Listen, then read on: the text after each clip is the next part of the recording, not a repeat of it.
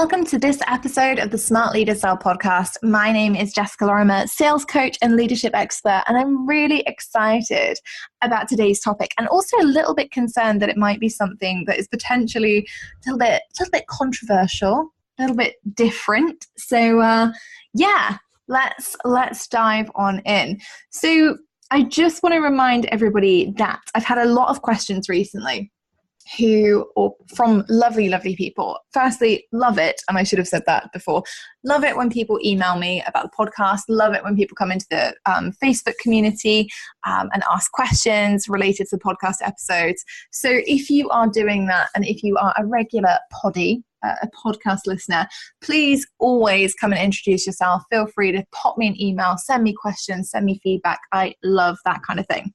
But recently I've had a lot of questions about sales activities and about what you should be doing every day. And, we did a couple of podcast episodes about daily activities. We've got a couple of free downloads about the daily activities that you need to be doing each day to generate revenue. If you haven't already seen that we have a Smart Leader Sales Planner, a 90-day sales planner, please make sure you go and check it out. It's over at the brand spanking new website. Yeah, we got fancy with some new branding, some new colors, which you may actually see on the podcast this week. So if you are listening through Libsyn or through iTunes, you may have noticed that our cover art has changed. We've gone black, we've gone gold, we've gone white. It looks classic and pretty damn sexy, if I do say so myself, which I do because I just heard myself. But moving forward from that, I have had quite a few questions from people about, how can they plan out the sales activity? And the honest answer is head over to smartleadersell.com, go to the products page and check out the 90-day planner. We have a downloadable version for those of you who just love saving it to your laptop and want to downloadable PDFs that can keep you on the go forever, or we have actual real copies which look amazing and which a ton of people are already using and finding really, really handy. So if you haven't seen the planner yet, make sure you go and check that out, because we have had a few questions around how to maximize your day, maximize the time in your day, and how to maximize the revenue, even if you're somebody who, like a full-time parent or somebody who is in work full-time and running a business as a side hustle. You just need that extra time and space, and you don't always get that. So this planner helps you maximize all of the revenue you can possibly get out of the hours that you actually have available. So anyway, let's stop plugging the planner, even though it's awesome, and get into the nitty-gritty of today's rather controversial topic, which is why I won't be participating in giveaways or summits anymore, and why you potentially should not either. Dun dun dun! I kind of feel like the Jaws music should have come in there. I don't know whether we can edit that in, but I kind of have this da-da, da-da in my head at the moment, because in this crazy world that we call internet marketing / online entrepreneurship, giveaways and telesummits are some of the biggest ways to build your email list and to get visibility and to leverage your network. And here's me kind of throwing the towel to the wind and being like, yeah, do you know what? I'm just not going to do that anymore. And because it's the podcast, I want to be really transparent about why I'm not doing it anymore. And I want to be really open and honest about the amazing things that have come from me doing giveaways and summits. And also when you kind of need to assess whether you need to stop doing giveaways and summits, or whether you need to look at actually hosting your own and bucking the trend. So let's look at why I won't be participating in giveaways or summits anymore. Last year, I was part of lots and lots of programs, and I was part of, lots of mastermind programs and high-level coaching programs.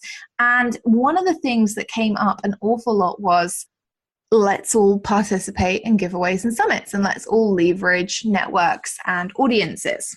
And it kind of made my skin crawl a little bit. Okay. Now, I want to be honest. I am somebody who, over the last 3.5 years, has participated in many telesummits. And I've actually participated in many giveaways as well. But prior to last year, I've kind of done it because I actually really enjoyed being interviewed for telesummits and knowing that I was being interviewed alongside a bunch of people who were really interesting and could potentially provide value to my audience. And so last year, when I kind of perhaps naively looked at it and realized, actually, the majority of people are using this just as a list build, it made me feel uncomfortable. And I kind of started to feel a little bit skeezy about it. And I was like, oh, right, okay. This doesn't make me feel as good as it previously has. So I was going and I was submitting content for these giveaways, and I was creating, graphics for them. And I was being interviewed for these telesummits, and the majority of people were great. And the majority of people really did want to have interviews that genuinely were of interest to their audience, genuinely helped their audience. And the majority of people who were running giveaways genuinely did want to provide the best kind of free content to their audience in the quickest amount of time. However, there were a few people who just didn't. And it made me feel a little bit disgusted. So let's be honest, poddies. I can't get over how much that word makes me giggle, but let's be honest here, poddies, okay? We all have to grow our email lists. And over the last 3.5 years, I've been very, very fortunate in that I've grown my email list steadily. And it's now in the range of about 12,000 people, okay? Across, I hate to say it, 2 different email platforms, one of which is ActiveCampaign and one of which is another email provider that we will not mention because they are the doom of email autoresponders. And slowly, we're migrating everyone across and we're doing things, but we have people going into different funnels every day, and it takes a little bit of time. Okay, it takes a little bit of time to migrate things across when you've got quite that many people in quite so many processes. So that's a life lesson and a business lesson for me. But what was happening was I was participating in these giveaways and summits, and you have to give lots of information. So generally people ask you to participate in a summit. And I've had this from people in the Dotties in my membership community before, but they'll say, Jess, I was asked by somebody if I would participate in this summit because they thought I was amazing. And then they found out that I didn't have an email list of 5,000 people. And they rescinded the invitation. And there's one part of me as a sales coach that is a numbers person, that's a metrics person that gets that. Right? That person has worked hard to put on a giveaway or a summit and is possibly thinking, yeah, actually, I need every single name I can get on the list. And so 5,000 is a great number. If we have 10% who sign up, then that's, 500 people. That looks pretty good. And if I have 20 people participating in the giveaway or the summit and they all have 500 people they can give to me, then I've suddenly got a very, very large list very, very quickly. However, promoting a giveaway or a summit actually takes quite a lot of work. And I had one particular experience, or I had 2 particular experiences actually, and I'll run you through both of them because both of them have factored into this decision for me, which is a fairly major decision for somebody who does believe in regularly building your email list.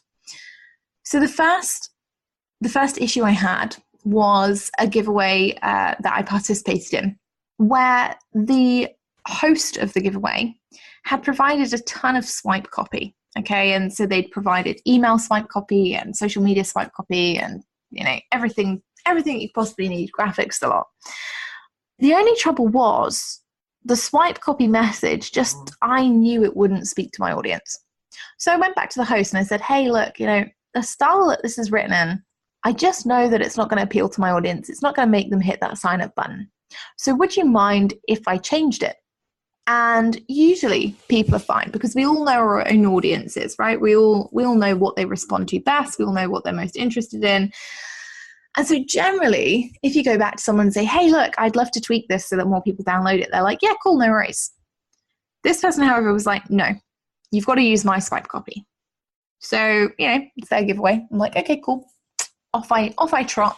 I copy and paste the swipe copy. And an unbelievably low percentage for my list. And when I say unbelievably low, I'm talking not even triple digits. Okay, not even 100 people downloaded And I did the full promotion thing. I put it out across social media. I put it out to my email list the required amount of times. And so the particular giveaway host was really, really hacked about it. And they sent me this email. They were like, we're really disappointed. You know, this is what you said your list size was. And this is how many people have opted in. And I was a bit like, oh, okay. And so at first I was like, well, you know, I did kind of mention about the copy thing, and you know, probably wasn't going to appeal to my audience because it was just too abstract. It didn't give any tangible benefits. There was nothing really there that would have made somebody sit up and go, yes, I have to download that immediately. And I think that is possibly the problem. And the person was like, well, I think it's an absolute disgrace. You know, we haven't got what we wanted from you after the giveaway, and we're really quite cross about that. And I was, if I'm honest, I was really hacked off because I remember thinking, well, do you know what, Sunshine? I gave you constructive feedback and you could have had a ton of people who opted in for this particular thing, but whatever. Fast forward a few months, I get asked to be part of another giveaway. And by this time, I'm a little bit like war weary of giveaways. And the person approaches me and there's somebody that I know relatively well. So I say, okay, when's the giveaway going to be? And they're like, well, I've just changed the dates because, you know, I had things going on in my business. And so the giveaway is now going to be this date to this date. And I said, okay, fine. That's cool. And they said, would you mind recommending other people for the giveaway? And I was like, yeah, absolutely, 100%. Because, you know, we all like to recommend good people. So I'm kind of like, okay, who else can I recommend for this giveaway? So I recommend some of my favorite people. And, you know, the thing about giveaways that you may or may not know is that generally you are charged to participate in the giveaway. Okay, so generally people who are hosting large giveaways will have made every other participant pay $100 to $200 for the privilege of participating in the giveaway so they can get all the tech set up and any ads and all this kind of thing. So anyway, the dates for the giveaway get changed because there is some other kind of emergency that comes up and the new dates are announced. But unfortunately, I was going to be away during these dates and indisposed at that time to kind of participate, and I wouldn't have time to do the promotion period. So I said, well, unfortunately, I can't do it now because, you know, the dates have changed and the promotion calendar's changed and I'm not going to be around. I'm going to be physically away and I just can't commit to that. And I didn't hear back from the person. And then subsequently, a few months later, after they'd eventually got around to doing the giveaway, they announced the results of the top participants in the giveaway. And needless to say that despite the fact that my opt-in or gift that I was giving away had not been included, they were nice enough to put into the kind of public email that I had produced 0 leads.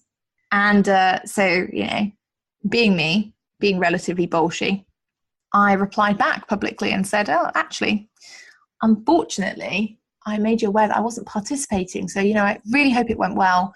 But the reason that I gave you no leads is because my gift wasn't actually included and I didn't actually participate. And I thought it was an honest mistake. I genuinely thought that this was an honest mistake from somebody who had perhaps, you know, just forgotten about it. But instead, the host of this particular giveaway decided to go on a rant about how I had completely flaked out on their giveaway and how I had said I would participate and then did not participate and how that was an awful, awful thing. And, you know, it went on for a little while. And so publicly I responded with, you know, I'm really sorry you feel that way. Unfortunately, I did explain I would be indisposed. I didn't hear from you. And I did refer some other amazing people who did get great leads to your giveaway. So I'm really glad that it went well in the end, but didn't actually do anything wrong. And that left me with a really bad taste in my mouth. So the last 2 giveaway experiences that I'd had, I was just like, do you know what?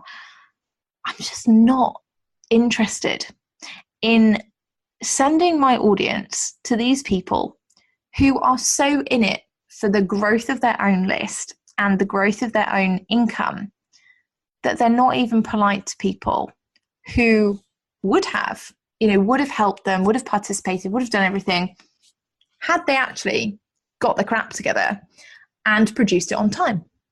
And I felt a little bit resentful about that, and if I'm honest, let's be clear, I'm not impressed by that kind of behavior. If people genuinely are flaky, absolutely 100%, call them out, chase them up, do your thing. If, however, people have actually helped you out, referred people, offered to do other things for you, been really helpful in terms of the growth of your business, or done anything like that, it's really not a good idea, and it's not very professional to try and make them feel small or try and make them feel awkward about a situation over which you are the person who is in control. Okay. So anyway, needless to say, these two experiences really got my goat. And I was like, do you know what? I'm really, really done with this internet marketing kind of fallacy that giveaways and summits are the only way to grow your list, and that, you've got to do them, and that we should all just be in it to get 100 extra people on our email list. And that was my thought process. And I looked at it and I thought, well, am I cutting off my nose to spite my face? And, as we all know, I'm a very metrics-based person. So I went back and I looked at all the giveaways I participated in. And I looked at the amount of people who joined my email list from the giveaways or from the telesummits. And I looked at the subsequent amount of people who'd unsubscribed very, very early on from my email list because actually they weren't the right fit and they weren't ideal audience members. And they didn't really, want to kind of stay on the list or learn in the way that I teach. And I looked at the amount of subsequent buyers that kind of came into the equation, and looked at how many people had bought from me that had actually come from a summit or a giveaway. And the percentage was actually incredibly low. Okay, the percentage was lower than 20%. When I look at that and I think about how much effort goes into promoting a summit or promoting a giveaway, and most giveaway hosts or summit hosts will ask that you promote it 3 times to your email list. So 1 or 2 solo emails, so just about the summit or giveaway, plus a PS mention, plus X amount of mentions over social media. I kind of thought, well, actually less than 20% it's not a lot for how much work is going into it. And so I looked at the rest of my email list and I looked at how that was growing. And I looked at the amount of people who were joining my email list through social media, so through my free Facebook group, for example. And that percentage was a lot higher. And the subsequent engagement percentage was a lot higher. And the subsequent sales percentage was a lot higher. And I looked at the email list that I built through appearing on podcasts. So other people's podcasts where I'd been interviewed, where I'd been promoting it regularly. And that was an awful lot higher. And again, engagement was a lot higher, and subsequently sales was a lot higher from those people. And so I looked at it, I was like, well, am I really going to damage my business if I don't participate in this stuff anymore? And I thought, well, no, not really. So I decided to stop. And I was like, right, I'm not going to participate in any more giveaways or summits. And the interesting thing was that a couple of days later, a really respected friend of mine said, Jess, I'd really like you to participate in my giveaway. And I had to look at my boundaries that I just set and think, okay, well, could I just do it for this person? And in the end, I had to send them an email. And I sent them an email and I just said, look, unfortunately, I'm not going to be participating in any more giveaways or summits, because the last few that I've participated in, I found that hosts can get really ungrateful and can actually be really quite aggressive about the experience. And I'm not sure it's the right thing for my audience. I don't want to put my audience in front of people that potentially have just been brought together because they want to make their email list bigger rather than think about how they can actually be of service to people. And this particular person said, yeah, I hear you. And I saw this public exchange recently, and actually I agree. I think the host behaved in a really inappropriate way. And I said, I'm really glad that you said that, because I thought it was just me. But because I really like you, I won't participate in your giveaway, because I've made this, or kind of set this boundary for myself, that I won't participate in anymore. But because I know that you're genuinely doing this from a place of you want people to get value and you want people to have a great experience, I'd be more than happy to promote it for you. And I don't want to participate. I don't need you to send people to my email list, but I'll happily promote it for you because it's something that I believe in. And they were really pleased about that. And they were like, yeah, great. These are the dates. I'd just love it if you could put it out wherever. And I thought that's cool. And that made me feel good, because I was like, well, I'm happy to do it this way, because ultimately I know that I'm promoting something I'm not even participating in. It's like giving a warm recommendation to my audience. This person has integrity. This person has values. This person is somebody that I really identify with.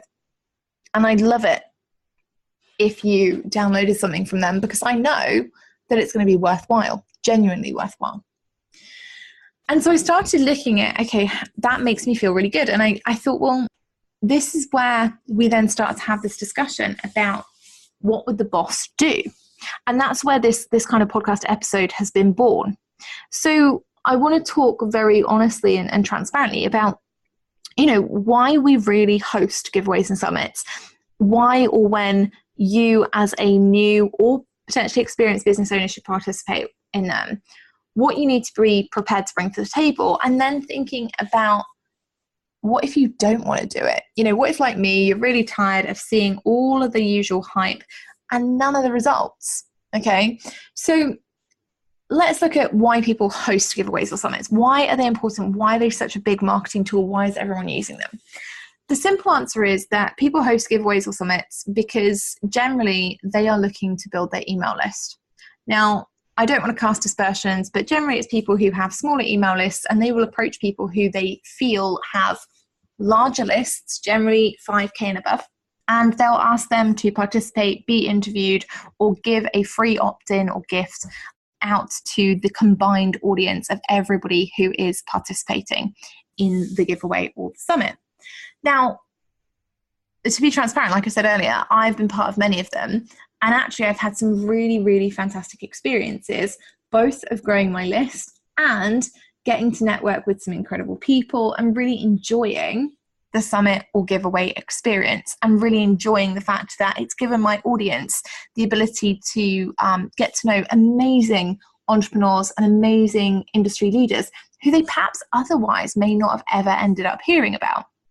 Okay, but we have to look at the bias. So when somebody asks you to be part of their giveaway or summit, we have to look at, what is it that they are going to expect from you? And this is a really, really important thing to look at. What are their expectations of you, of the size of your email list, of the promotion requirements, and of anything else that potentially is going on with them? Okay, so the simple reason that people host them is because they want to build their list and they want to make more money.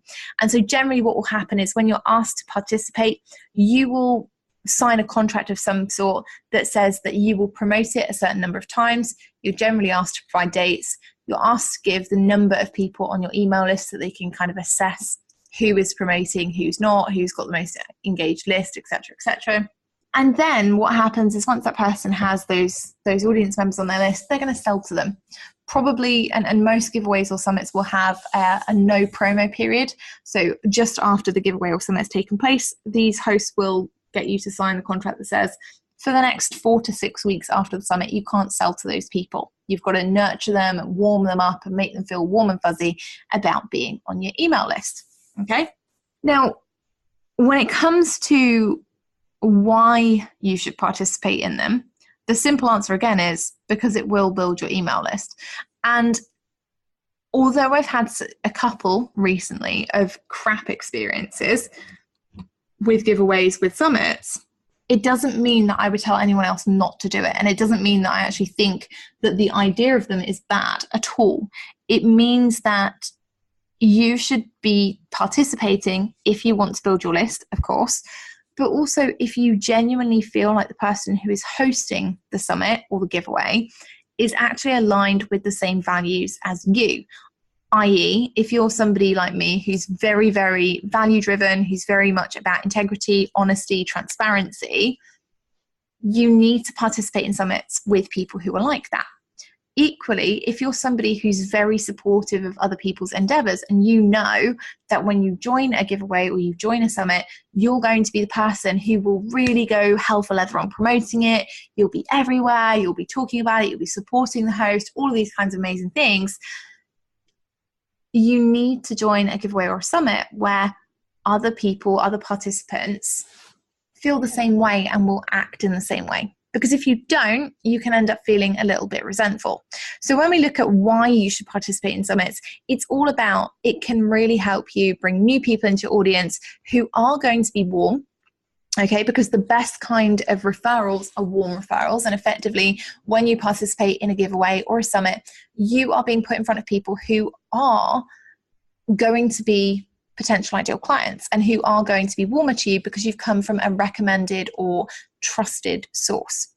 Now, when we talk about when should you participate in summits, we also have to look at some of the practicalities. There are some people out there who will only let you participate in a summit if you have a list of 5,000 above. Now, personally, I think this is very short-sighted, and it's one of the reasons that I gave the example earlier of the host with the crap swipe copy. It doesn't matter how big your list is if the swipe copy isn't going to convert them. It also doesn't matter how big your list is if you have a really disengaged list. I know people who've got huge email lists that never respond, that never click anything, that never buy. And so for that reason, I know that if I was to be part of a summit with those people, my results wouldn't be great because their audience isn't massively engaged over email, okay? You also have to look at your own requirements, okay? If somebody says to you, your list needs to be 5,000 and you only have 200, but they're super engaged, it is also worth going back to that person and just saying, look, appreciate that this is the cutoff in terms of how many people you would like to see on my email list. My email list is smaller, but they're really engaged and they get heavily on board with everything that I do. So if you wouldn't mind having a lower number of people on the email list, I can promise you that I'll work really hard to promote it, and that my audience, because they're so engaged, are way more likely to sign up than the average kind of 10%. Okay? It's always worth doing that.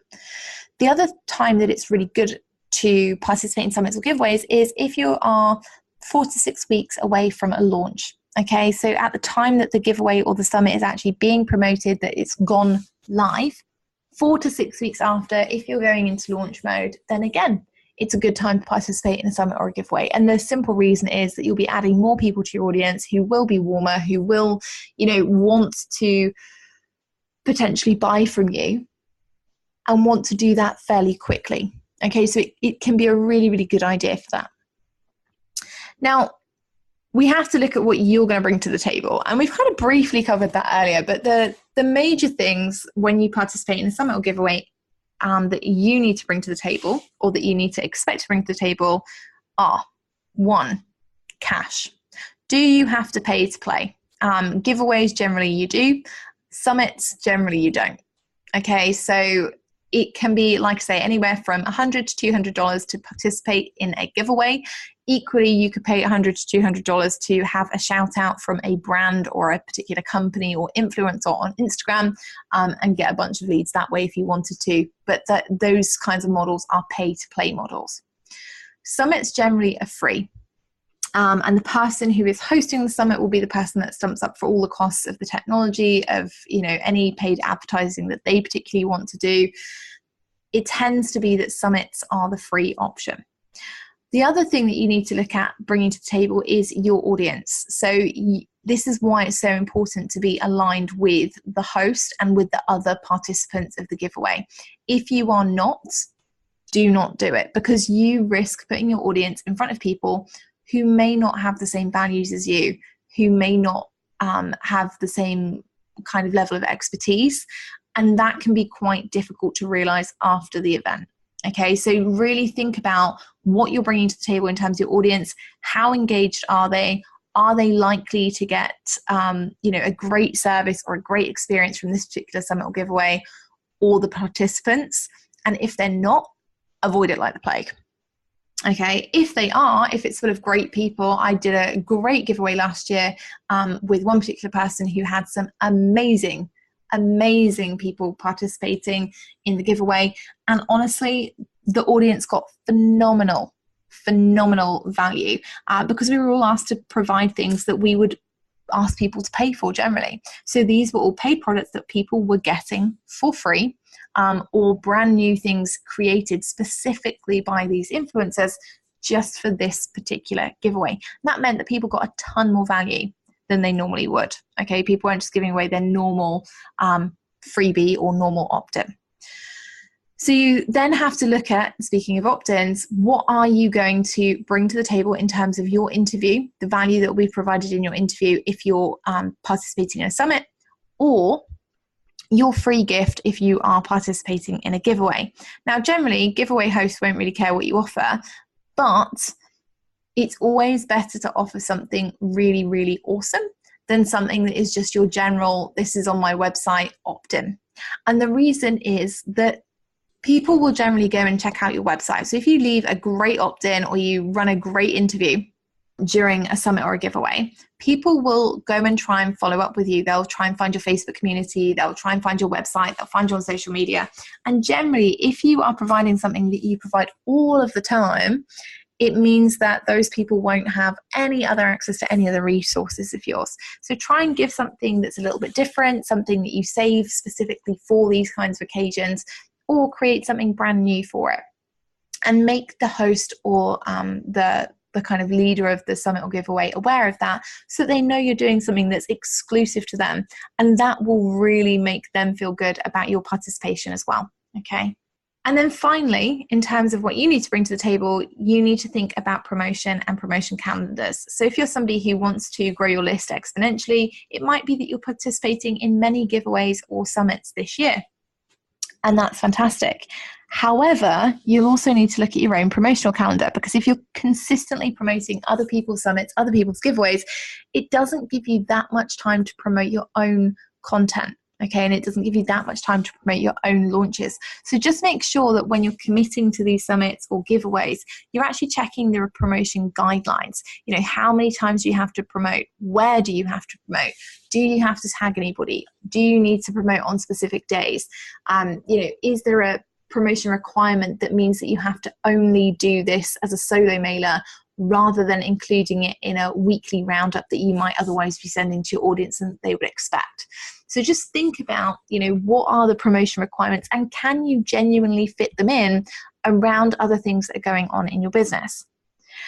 And then finally, you need to think about whether participating in a giveaway or a summit is right for you. It might be that you're kind of sat there and you might be a little bit like me, feeling a bit like a rebel and going, well, no, screw it.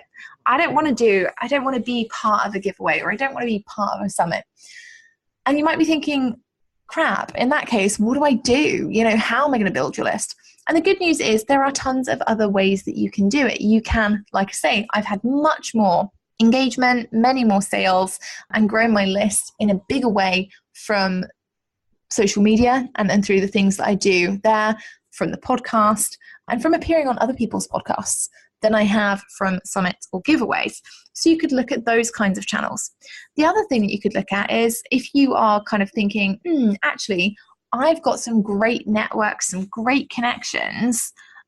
I don't want to be part of a summit or giveaway. I don't want somebody else to tell me the rules and how often I need to promote, but I do want to grow my list and I do want to provide my audience with the best experience. It might be worth thinking about hosting your own summit or giveaway and doing things differently. Perhaps you're the person who won't have a number in place that the person must have for their email list, for example. Or perhaps it's that you'll run it differently and that it will be a live online conference.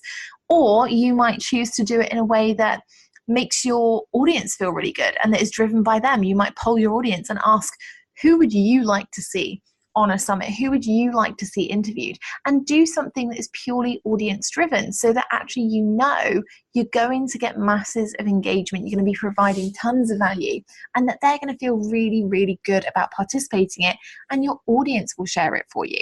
And they'll help you build that list and make it a better experience. But those are just a few things that you want to consider about giveaways. And like I say, although I won't be participating in giveaways or summits for the foreseeable future, I can't say never, nobody can ever say never, but for the foreseeable future, I won't. I may still promote them for people that I really like and respect and think will be giving value to my audience and will provide elements to online business that I don't deal with or that I don't explain that well. So, expect to see still some promotions from me, and expect to see me on even more podcasts this year or speaking at more events, because, hey, that's where my email list grows. That's where the return on investment is. So if you're stuck, if you're thinking, I'm not sure, am I spending tons of time on summits and giveaways? Are they really working for me? Go back to the drawing board. Have a look at your numbers. Are they providing a return on investment? Are they really growing your list, or are they just unsubscribing super quick after they get whatever it is that they came for? Are they converting into sales later down the line? Are you building relationships and engaging with these people? And if you are, continue doing it. What works for one person may not work for everyone else. And if they're not, look at what else is converting. Is it your social media efforts? Do you have a podcast? Do you have a YouTube channel? Do you have another way, perhaps PR or guest blogging or podcasting, that is generating traffic for you, that is bringing you leads, that is bringing you an engaged tribe that actually wants to purchase? And if not, now is the time to have a think about the kinds of visibility steps that will work for you. I hope you've enjoyed today's episode. I'm really, really excited to hear what you think. A little bit nervous because it is a fairly controversial topic, but it's something that I believe really, really strongly in, that not all business models are going to work all of the time in your business. And right now I need to look at the integrity that I have and the way that I want to deliver to my audience. And, giveaways and summits just don't form part of my plan for the rest of 2018. But like I say never. If you've enjoyed this episode, please make sure that you hit that subscribe button, you hit the download button so you don't miss another one. And if you've enjoyed it, leave us a little review. Let us know how we're getting on. I will see you on Friday's episode, where I'm bringing an amazing entrepreneur in with a fabulous question that I can't wait to answer. So I'll see you then. Bye for now.